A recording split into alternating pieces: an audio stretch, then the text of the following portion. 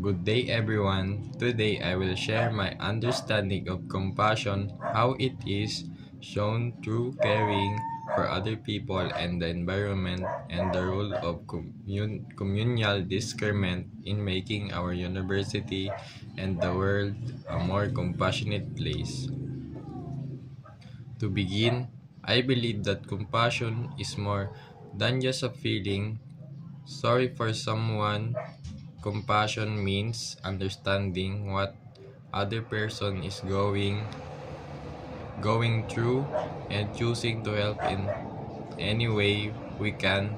It is only about emotion but also taking action. We all experience difficulties in life, and compassion reminds us that no one should face those challenges alone. Even a simple act of kindness like listening to someone who is struggling, helping a classmate, or respecting others can make a big difference. For me, compassion starts with being aware of the needs of others. We should not ignore people who are suffering just because their problems are different from ours. Instead, we should learn to understand their situation without judging them. Compassion teach us to treat every person with dignity, respect, and kindness. Compassion is also shown through the way we care for our environment. The environment is our shared home, and the way we treat it affects everyone. When we throw our trash properly, reduce the use plastic, conserve water and electricity, and participate in cleanup activities, we are showing compassion not only for nature but also for future generations.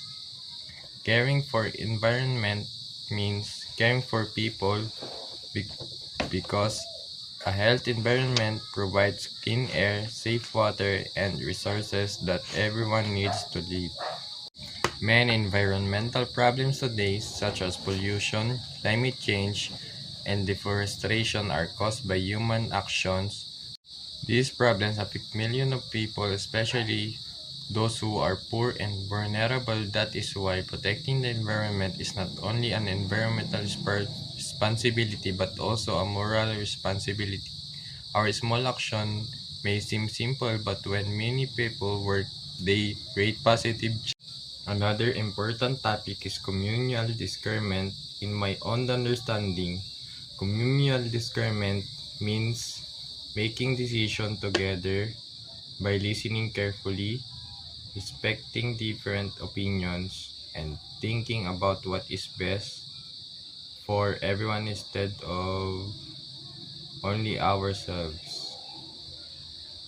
It requires open communication, honestly, humility, and cooperation. In our university, communal discernment can help create a more compassionate community. Students, teachers, administrators, and staff all have different experience and ideas. By listening, working together, we can solve problems fairly and create a safe and welcoming environment for everyone. Instead of focusing on personal interests, we should ask ourselves what decision will benefit the whole community.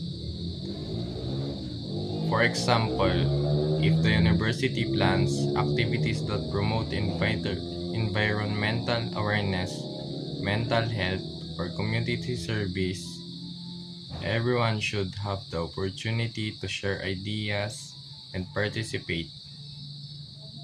Through teamwork and mutual respect, we become more united and compassionate. The same idea applies to the world. Many global problems cannot be solved by one person alone.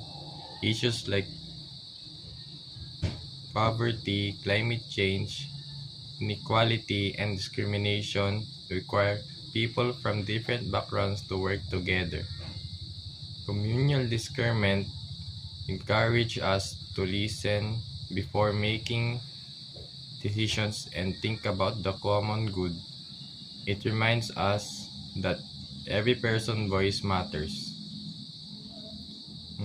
As a student, we may think that we cannot change the world because we are still young. However, compassion begins with simple action. We can respect others, help those in need, take care of our surroundings, voluntary in community activities, and become responsible citizens. Small acts of kindness inspire others to do the same, creating a ripple effect of compassion. In conclusion, compassion means understanding the struggles of others and taking action to help with kindness and respect. It is expressed through caring for people, protecting the environment, and making decisions that considered well-being of everyone. Communal discernment help us work together, listen to one another, and choose what is best for the common good. By practicing compassion every day, we can make our university and the world a better, kinder, and more caring place. Thank you for listening and have a wonderful day.